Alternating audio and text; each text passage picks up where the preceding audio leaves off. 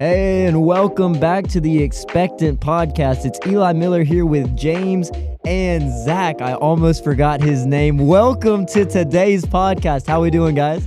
We're doing great. Doing good. That's good. Zach, I completely apologize for that, man. Well, guys, welcome. Today, we have got another special guest. It's our guy, Alex. Alex, welcome to the podcast. How are you, my friend? Oh, I'm doing great. That is great. Well, welcome, man. We're glad to have you.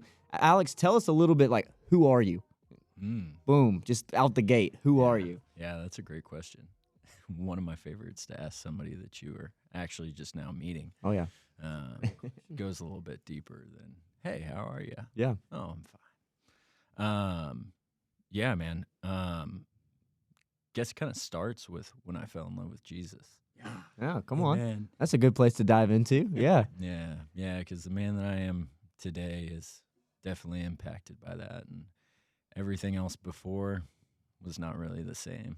Okay. Come on. Yeah, I didn't grow up in the church, so I got to actually fall in love with Jesus at 20 years old, and been walking with him ever since for 9 years, and been clean and sober of mind and chasing hard after him. And it's been a great journey so far. Come on. I love that. Yeah, so I met you, let's see, 3 years ago. Yeah. And from the moment I met you, I was just like, who is this guy? Like what is this guy about? Like instantly. And I remember there's a story that kind of came about like the first couple days that I met you, and it was like really impactful. And I remember I was like, man, this guy is he's a real guy. You know, so even just Eli asking, like, who are you? You know, because so often it's just like, what do you do? Like, you know, all of this. But like, no, like, who are you? I think there's just so much value to lives, people, and their story. And so, yeah, we are just all about on this podcast, like, hey, what's God doing? What's God doing in individual lives, in the community, and everything. So we just kind of really have a heart today of just like, okay, so 9 years ago, found the Lord. What was that kind of process like? Said you didn't grow up in church, and how has that brought you to today? Yeah.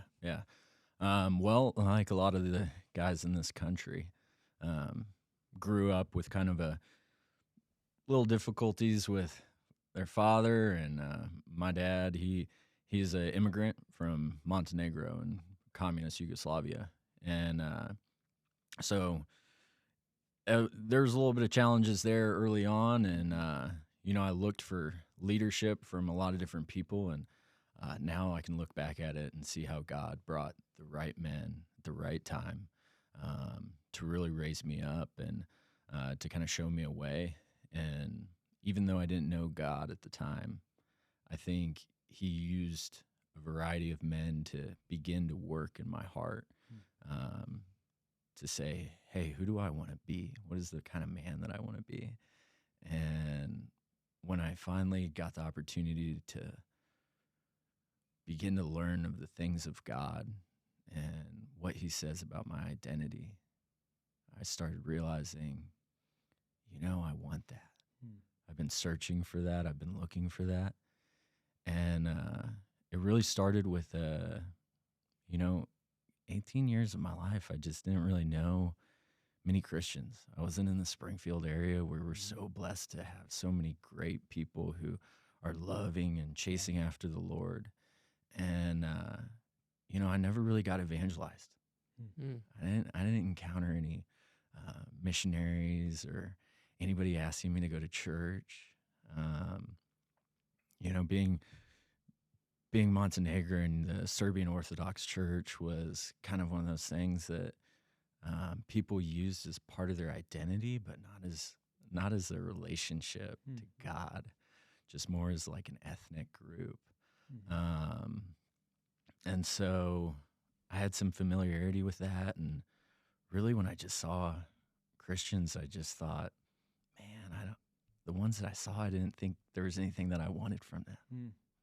That's not how I want to live my life. Yeah. Hypocrisy, judgment. And it took me encountering somebody in Colorado and I'll save the details for what's really just important. This man was carrying joy. Mm. Yeah. Come on. Yeah. That sounds right. Yeah. Yeah.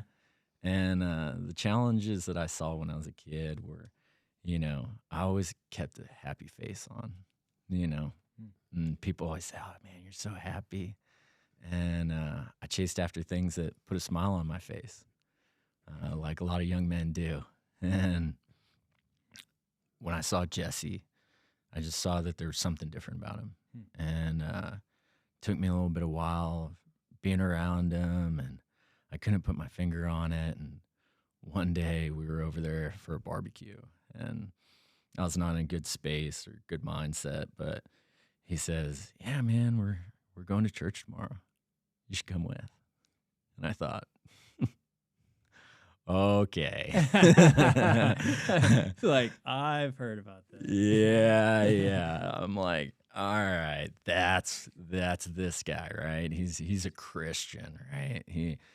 That's what it is. And I was so mad, and I basically said, "Well, there's no way I'm going." You ever have God meet you when you're trying to sleep? Yeah. Yeah. Yes. Yeah, well, that was the first time, and I stayed up till about 5:30 in the morning, laying in bed, just angry and upset. And I thought, man, who is he to think he's just above me? And so I texted him. I said, "Oh, if you're still going to church, I'll go with you." Thinking I'm gonna go and prove him wrong. I'm gonna say, "Ah, man, that smile on his face, that's just fake." He's just put on a smile like the rest of us, going through the motions. And got to church that next day, and man, if that preacher didn't just read out all my dirty mail. And I sat there and thought, well, that was weird. Scripture's up on the board, and hadn't read much of that, and boy, did it speak to me. I thought, what a coincidence. Next week I'll come, and I'm just going to prove him wrong then. Come on. So that led to a good long journey of about a year. And man, after I fought and wrestled it, finally got to that place where I came to accept Jesus in my life. And man, I never looked back. Come on. Love it. And I love that testimony. One thing that I really just love and would like to focus on for just a second is something you just mentioned towards the end of that, where you were saying, "Man, I'm just going to show up to church just to prove them wrong." And one thing I love looking at old revivals, where God moved in really powerful ways. And I love seeing testimonies of reporters who would show up to these revivals to try and disprove and debunk what God was doing. And then they'd show up, had these powerful encounters with God, and their life would be forever changed. So I always love hearing testimonies where it's man, this couldn't possibly be real. It's my mind can't wrap around the idea of somebody that just has a joy more than a happiness. So I'm going to go and prove them wrong. And it's in the midst of that, trying to pursue that, of proving them wrong, that God really shows up and moves. And so I think that's something that's so powerful, to where even sometimes with the wrong motives, God can still move, and he can still show up exactly where we are, when we need to hear him, how we need to hear him. And so I think that's just such a powerful testimony. And there may even be people out there that are listening that are like, man, this can't be real what they're talking about. This can't be, a God that loves me, that can't be real. Like a church where, it's a good community, it's good family, that can't be real. I'm going to prove this wrong. And then you go and you have this encounter with God, and intentions could be a million other different things, but even in the midst of wrong intentions, pursuing the wrong direction, God can still be there and can still get you right where you are.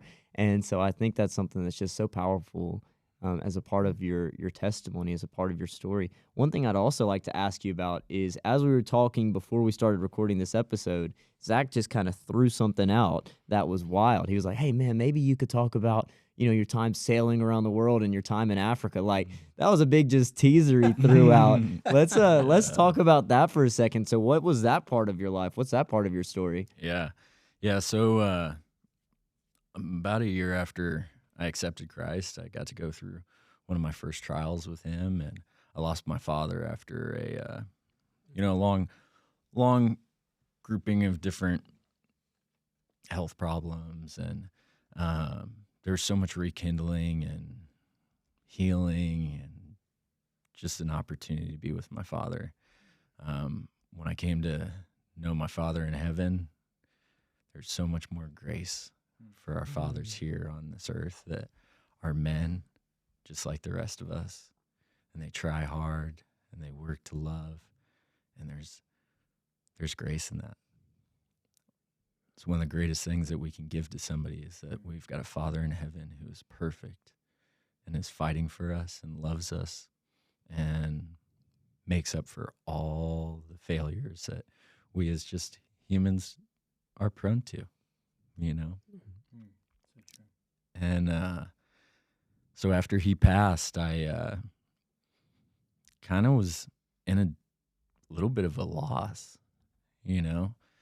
I had this opportunity to go down to Cape Town, South Africa, and from this guy who was like, man, he was a sailor himself, and God put him in my path, and he was like, well, he's like, I think you would really just love sailing.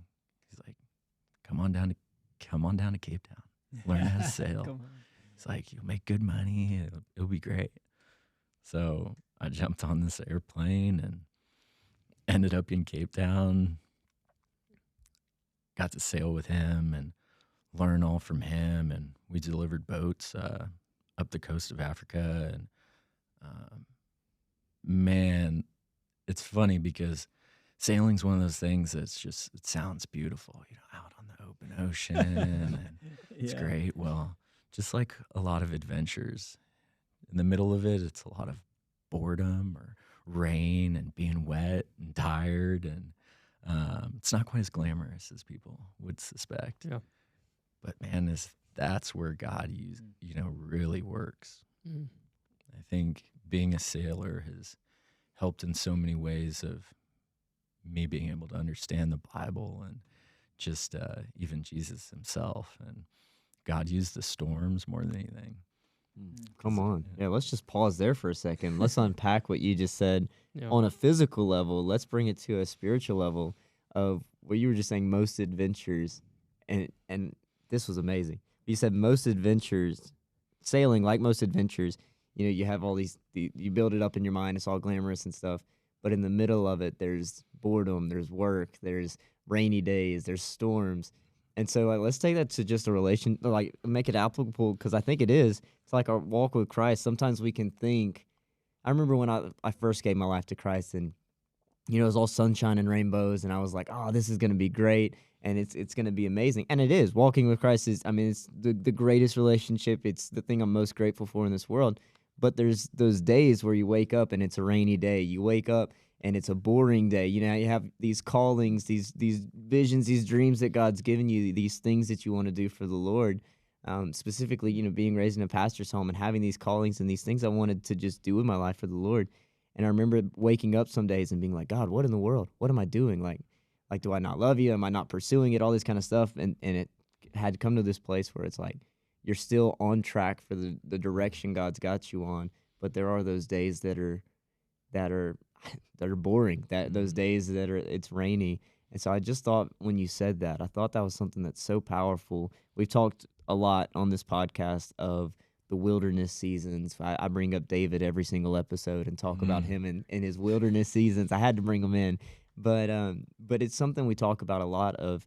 Even when you don't feel God, even when you don't have the emotional response, that God is still moving, God's still stirring, and God can still be using those boring, rainy, stormy seasons to move in really, really powerful ways. And so I think that's just such an encouragement to someone who may be like, I'm bored, or, I'm not doing anything for the Lord. Keep going after the Lord, keep getting in your word, keep listening, keep praying.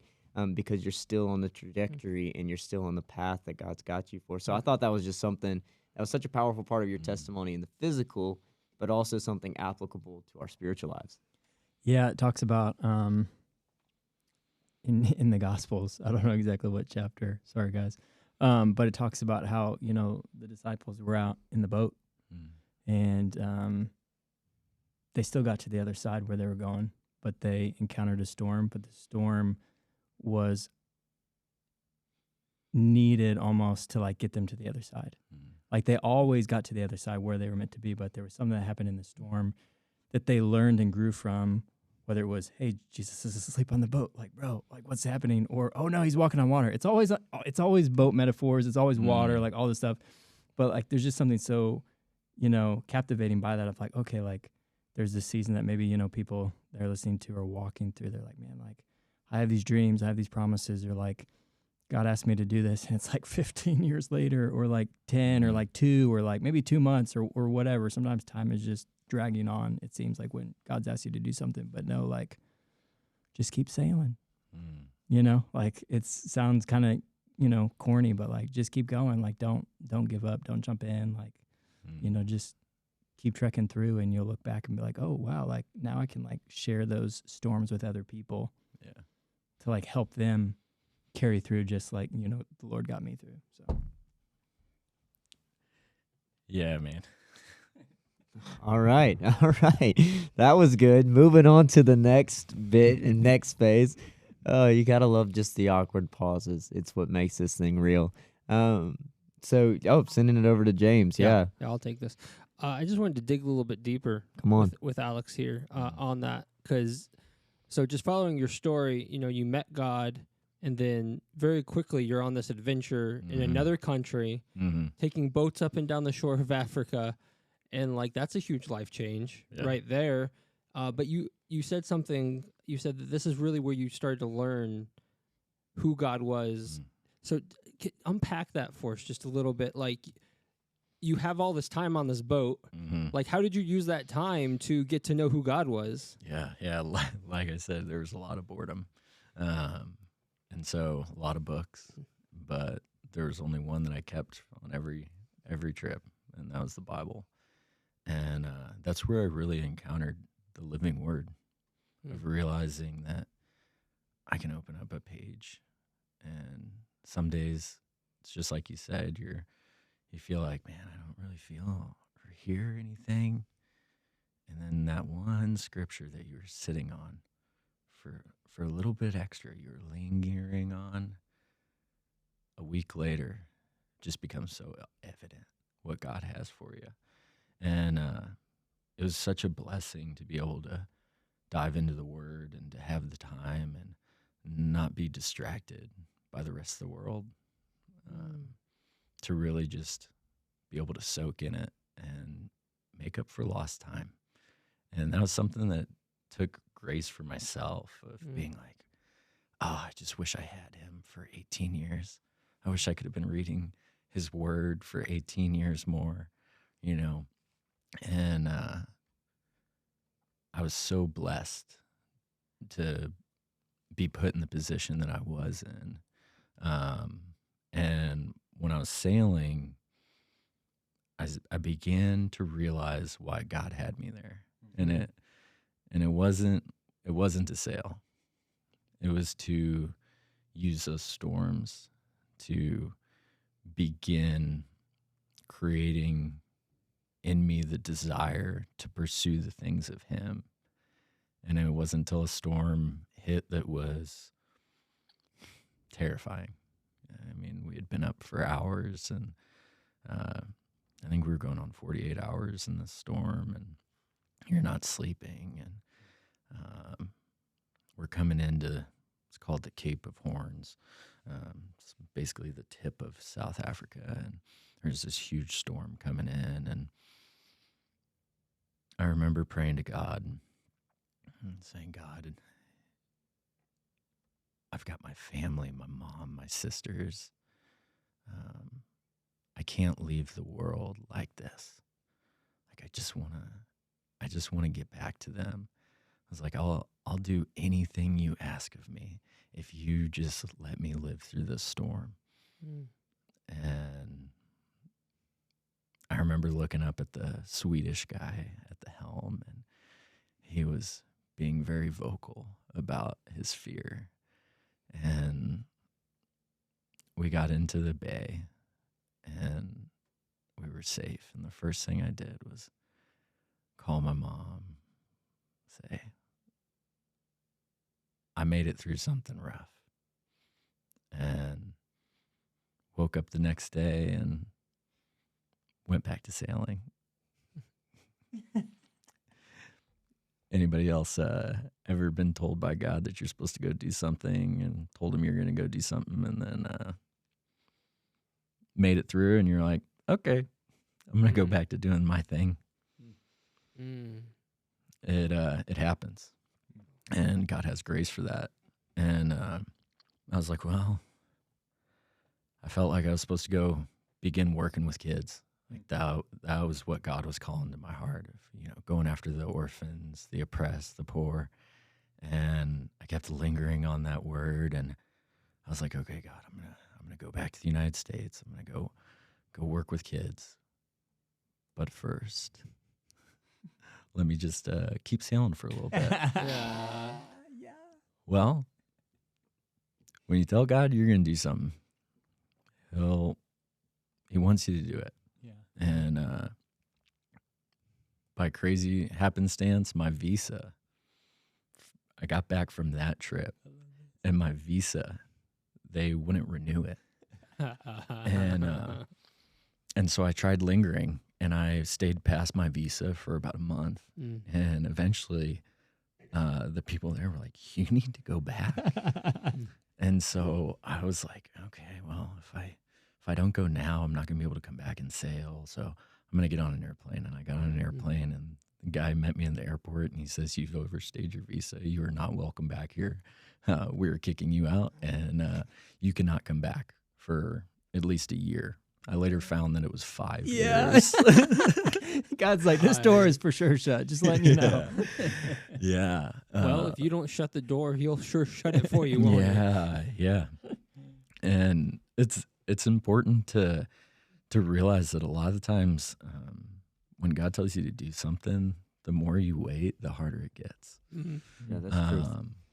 But I'm so thankful for him working and having grace for my immature younger self, of creating that way for me, because I ended up right where I was supposed to be, and said I was going to come work for, a summer working with some kids from state, living in behavioral health organizations, and said I was going to stay for 3 months, ended up there for 5.5 years, and it's continued to lead me on the journey and grow me and reaffirm my faith. Don't you love when like our timelines are so completely different than God's timeline? Yeah. It's like we set our ideas and our own plans, and God's like, yeah, absolutely not, not even close. Yeah. And so, No. I thought James was going with it. I just agree, man. I think all four of us around this table have had that experience. Mine very opposite of Alex's, where like I want to go do something, and God's timing is slower than my timing, but it's because he still has me on the boat, teaching me the things that he needs to teach me. Yeah. And when the door opens, it's going to be really good, because there's going to be that 40 years in the desert, like we've talked about. My time in the caves, like David had, your time on the boat. Everybody's got that story. It just looks a little bit different for everybody. Yeah. But let's fast forward a little bit now. Then, you're back in the U.S. You've done this ministry. You're getting into kids ministry. And just kind of take us on that journey a little bit of like how you got from there to where you are now, and we'll talk a little bit about where you are now here in a little bit. Just whatever you want to share in there. Yeah. So like I said, I started off with kids in state custody with behavioral health, and got to work with some of the most amazing kids out there. Kids that had seen the most broken parts of this world. And I got to see how God is the one true light, the one true source of healing, that therapy and counseling can get you a great way, very far along that journey. But at the end of the day, true healing comes from Christ. Amen. And he's the only true identity we ever have to seek. We can look for the things of this world and they will disappoint us. And being able to work with those kids reminded me day in and day out when it was hard and they were spitting in your face or punching or kicking you. They wanted nothing more than to have the person that said, I love you and I believe that you were made for great things, to give them that one look that said and reaffirmed what the enemy's been lying to them for so much of their life about, and say, yeah, you're just like the rest of them. And when I realized that we as Christians and lovers of Jesus have been anointed to go out into the world and speak truth, and that truth will resonate with people whether they like it or not. There's power in that. And I really started realizing every kid needs to hear this. And in this country, we have 18.5 million fatherless homes. And a lot of times the fathers are the ones that really take on that burden as a leader of their household. And kids might not be in state custody, but they deserve to hear from the Father in heaven. And if I get to be used by him to speak truth into their lives and about the wonderful young men and young ladies that he created them to be, I know that I will be able to meet with him in heaven one day and say, I'm ready, Lord. So with that, today in Springfield, Yeah. What are you doing now? I get to work for an organization called YPOA, which stands for Youth in Pursuit of Awakening. Such an awesome name. Mm-hmm. It is. We get a lot of interesting pronunciations of it. Yipoa. Yeah. Yippio. I've been blessed to be introduced to all of you through that organization. And our real goal is we've got 40 acres and we've got tracks and trails for these electric one-wheel boards. And now we were blessed with a facility and we're soon to build a wakeboard cable park. And you might be wondering, what does that have to do with Jesus? Well, I can tell you for young men, we do really well when we're shoulder to shoulder working towards something. And I realized working with those state kids that the best way that we build connections as men, young men, is to be side by side. And when coaching and school athletics is really the only way where a lot of these boys are getting that, or video games, we've got a missing link that if we create the connection there, it'll be powerful for the kingdom. Mm-hmm. And so YPOA, we have this facility. People can come out from off the street. It's not a church. It's a ministry that seeks to be an artery to the church. So anybody who comes off the street and says, man, I want to come do some of this fun stuff or come ride a one wheel, they can come. And then we have free events where there's worship. So we get them back in and say, hey, come on the weekend. We've got a free event. There will be worship there. And the whole idea is to get these kids that were like me, who if you said, hey, come to my church, I would have said, no, thanks. And to get them to salvation and then have people from a collection of so many of the great churches of this region that will disciple them, plug them into the church, and ensure that they don't just get lost in the motions, but truly have leadership, discipleship, and growth, and hopefully encounter Jesus along the way. Amen. I love that. I love that the Lord is taking you from where you were to this organization where I feel like it's almost like you're getting to feed back into yourself in a way. Those kids, you're getting those kids before they got to where you were, like even as an older adult, almost, an older teenager, and to say, hey, we're going to provide that place where you can hear the gospel and you don't have to wait for nobody to tell you about it.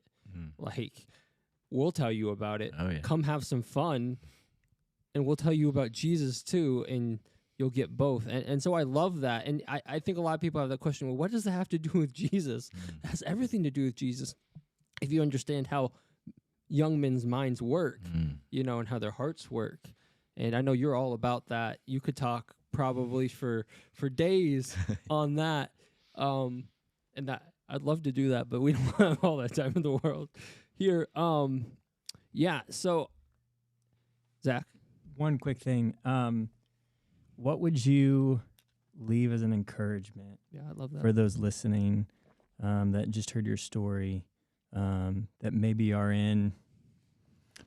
in a place of like, hey, I'm living in this place to where like, maybe not necessarily sailing, but like, man, I have this like amazing place in life, like where I'm at. Maybe it's location, maybe it's job, whatever. But God's calling me somewhere into the unknown. And I may be struggling with pulling the trigger, like, Lord, like, what do I do? How do I walk into that? So, like, maybe like a word of encouragement for our listeners, maybe in that. Yeah. Awaken, O sleeper. God has so much for you. And it might not seem like anything that you were planning is going to work. If God's in it and he wants it for you, he's going to help you get there. And the joy of the unknown and the peace in the chaos only comes from one source, and that's our God. You get to have the joy in chaos, the peace that surpasses all understanding. And when you know that you have that, the next door doesn't seem so scary. Amen. Life isn't about knowing what's next. It's about knowing who's next. And that's God. He's ahead of us. He's walking in front of us. And that's all you need to know. You get to know more and more about him each day when you're in his word. And he will give you that peace. That's so good. I love that. Well, thank you so much, Alex, for coming and just talking with us. And thank you to all our listeners out there. We are so thankful for you guys that you're listening. And we will see you later on the next episode of the Expectant Podcast.